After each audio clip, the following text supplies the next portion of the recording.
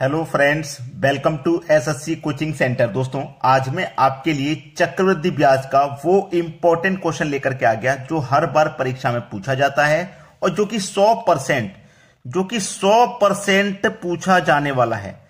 यानी कि परीक्षा में या तो 2 वर्ष के लिए क्वेश्चन पूछा जाता है कि भाई 2 वर्ष का चक्रवृद्धि ब्याज बता दो, या फिर 3 वर्ष का पूछा जाता है कि भाई 3 वर्ष का बता दो, या फिर 4 वर्ष का पूछा जाता है 4 वर्ष का बता दो।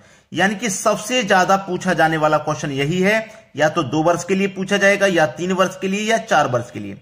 इसके बाद में अभी पूछा नहीं गया है। और अगर पूछा भी जाए, अगर इसके बाद में पूछा भी जाए तो हमने आपको वीडियोस बना के बता रखा है कि आपको चाहे 15 वर्ष का पूछ ले, चाहे 50 वर्ष का पूछ ले, कितना भी वर्ष का आपको पूछ ले, वो भी आप निकाल के बता पाओगे। तो हमारी प्लेलिस्ट में जाकर के आप देख लीजिएगा, चक्रवृद्धि ब्याज का प्लेलिस्ट बना हुआ है, वहां से आपको सारी नॉलेज मिल जाएगी।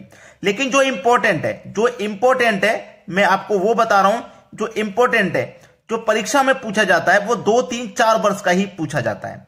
तो ये आज हम सीखेंगे रेशियो मेथड से। ठीक है, 2 वर्ष का प्रश्न क्या है, 2 वर्ष का है ना, तो सबसे पहला देखते हैं 2 वर्ष वाला। और 2 वर्ष के लिए याद रखना, 2 वर्ष के लिए जो रेशियो मेथड लगता है वो होता है 2:1। 2 वर्ष के लिए रेशियो मेथड होता है 2:1। अब आपके पास क्या दिया गया है, 10,000 रुपए का 8% की दर से 2 वर्ष का चक्रवृद्धि ब्याज क्या होगा। आपके पास 10,000 रुपए है ना, तो आप क्या करोगे, इस 10,000 रुपए का 8% निकालेंगे। परसेंट का मतलब बटे में 100, तो 2 जीरो से आप ये 2 जीरो कटा दोगे। अब 8 का मल्टीप्लाई करोगे 100 से, तो 800 हो जाएगा। तो इस 800 को आप पहले वाले रेशियो के ऊपर लिख देंगे, 800 को पहले वाले रेशियो के ऊपर। और जो 800 निकल के आया है, इसका फिर से 8% की दर है, तो 8% की दर निकालेंगे। परसेंट का मतलब बटे में 100, यानी कि 2 जीरो से आपके 2 जीरो कट गए, 8 अट्ठे, ये कितना हो जाएगा, 8 अट्ठे 64। तो जो 64 निकल के आया है उसे दूसरे रेशियो के ऊपर लिख दीजिए। अब नहीं निकालना। अगर आगे और भी रेशियो होते तो हम इस 64 का निकालते, फिर यहां जो आता उसका निकालते, इस तरीके से निकालते हैं। तो 8 का 2 गुना कर दो, 800 का 2 गुना 1600 हो जाएगा, प्लस 64 का 1 गुना कर दो, 64 हो जाएगा। अब 1600 और 64 को आप जोड़ोगे तो ये 1664 हो जाएगा। यानी कि आपका जो चक्रवृद्धि ब्याज है वो 1664 रुपया हो गया। ये आपके सवाल का बिल्कुल सही जवाब है।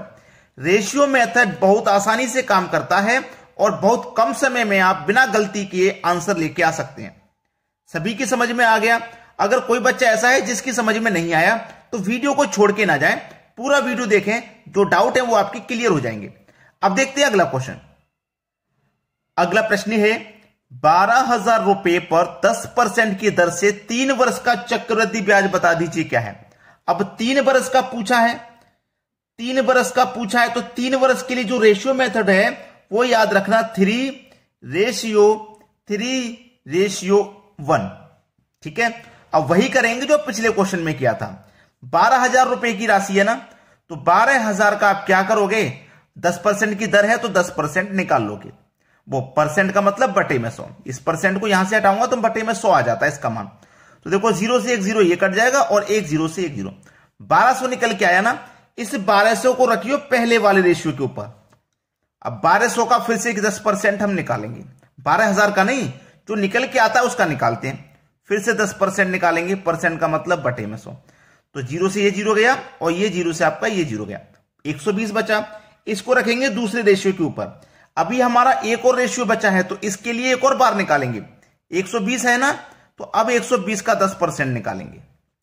परसेंट का मतलब बटे में 100, तो 2 जीरो से आपके 2 जीरो कट गए, बचा कितना, 12 एकम 12, तो यहां आ जाएगा 12। अब नहीं निकालना क्योंकि आगे हमारा रेशियो नहीं है। अब 1200 का गुना 3 से कर दीजिए, 12 त्रिका 3600 हो जाएगा। ठीक है, 120 का मल्टीप्लाई 3 से कर दीजिए, ये हो जाएगा 12 त्रिका 36, और 1 0 360 हो जाएगा। और 12 एकम 12, सबको जोड़ देना है। 3600 में 300 जोड़ेंगे 39, 3960, और इसमें जोड़ देंगे 12, तो 3972। 3972 रुपया ये आपका हो जाएगा ब्याज का। ठीक है, ये आपके सवाल का बिल्कुल सही जवाब है।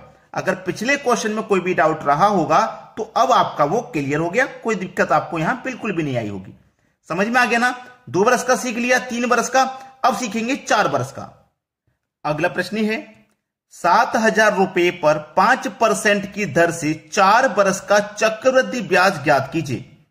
देखो अब हम सीख रहे हैं 4 बरस के लिए, ठीक है, 4 बरस के लिए अब हम सीख रहे हैं। तो 4 बरस के लिए जो रेशियो मेथड होता है उसको याद रखिएगा, वो होता है 4:6:4:1 ये होता है, ठीक है। अब हमारे पास जो राशि है उसको लिख लूंगा मैं। 7,000 रुपए हैं, रेट 5% का है तो निकाल लो 5%, परसेंट का मतलब बटे में 100। तो 2 जीरो से आपके 2 जीरो कट गए, तो 7 पंजे 35 और 1 जीरो यानी कि 350 हो जाएगा। तो 350 को पहले वाले रेशियो के ऊपर लिखिए, कितना आ गया 350, पहले वाले रेशियो के ऊपर रख दीजिए। अब पहले वाले रेशियो के ऊपर रख दिया, अब 350 का फिर से हम 5% निकालेंगे।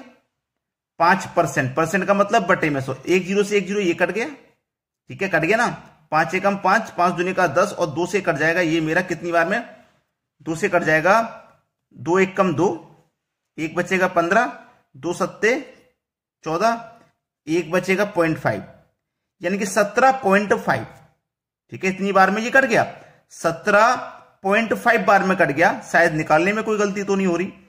350 यहां से मैंने 2 जीरो से 2 जीरो काटा, 7 पंजे 35 और 1 ये जीरो आ गया था, तो 350 हो गया।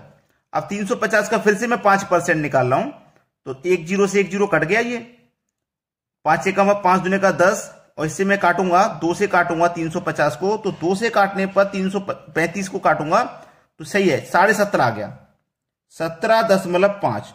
अभी आगे और भी रेशियो है, तो 17.5 का मैं फिर से 5% निकालूंगा। फिर से कितना 5%, परसेंट का मतलब बटे में 100 आ जाएगा। फिर से निकालेंगे भाई इसको, देखिएगा।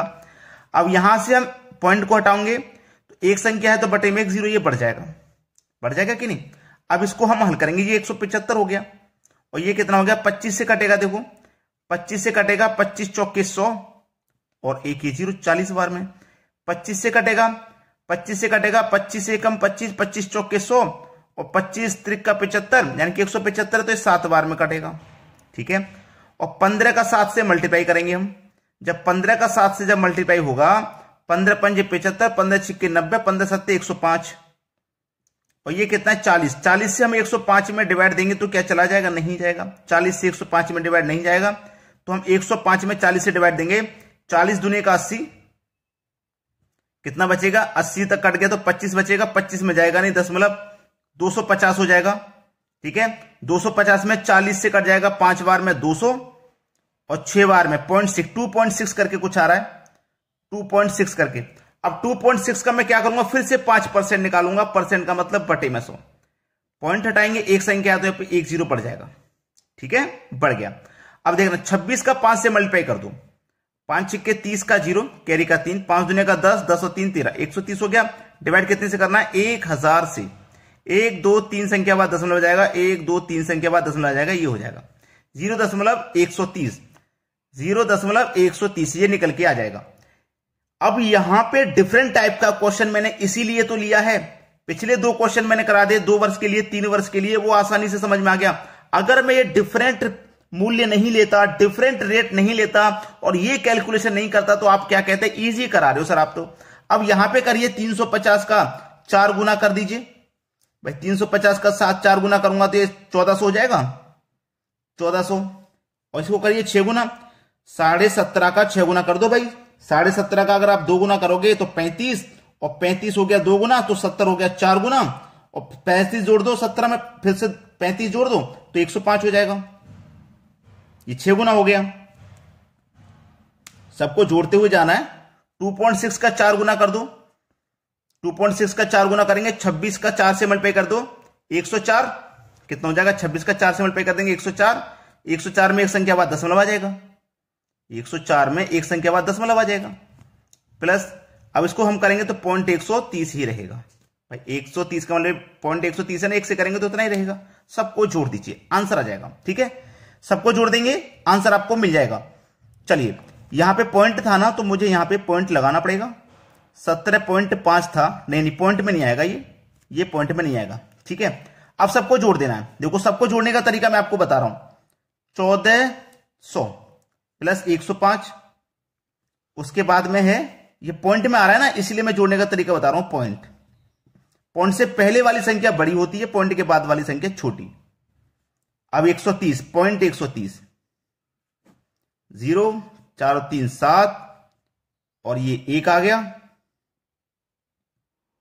एक मिनट, ये एक संख्या ना इसके ऊपर रहेगी, ये 0, ये 3, 4 और 1 7, 4 और 1 5, पॉइंट 5 1 5 1, ये आपका आंसर है।